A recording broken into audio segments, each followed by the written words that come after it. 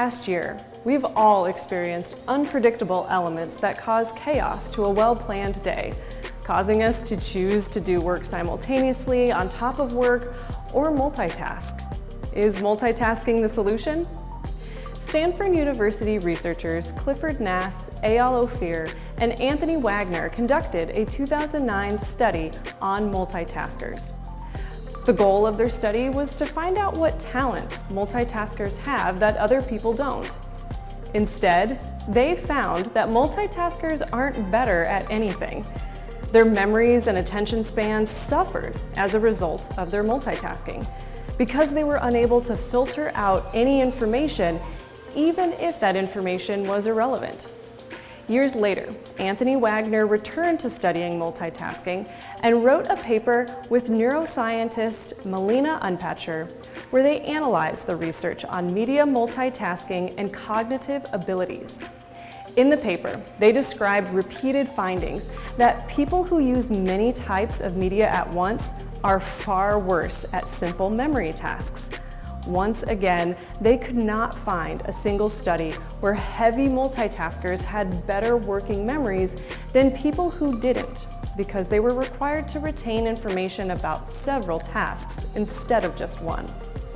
Wagner also pointed out that none of us are really multitasking when we think we are, because our brains simply cannot focus on more than one thing at a time.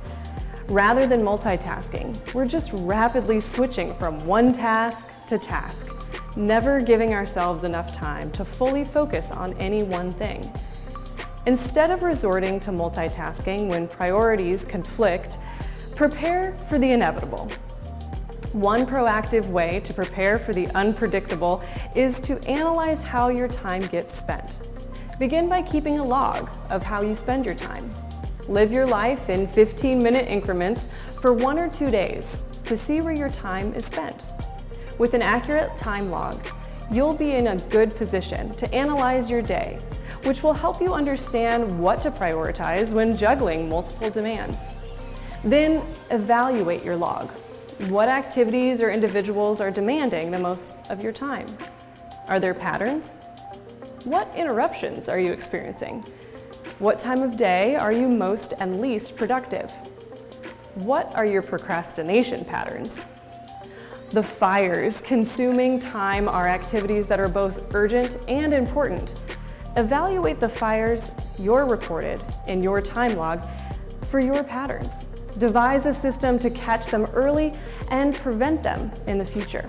By attending to important activities before they become urgent, stress decreases, productivity increases, and our commitment not to multitask stays intact.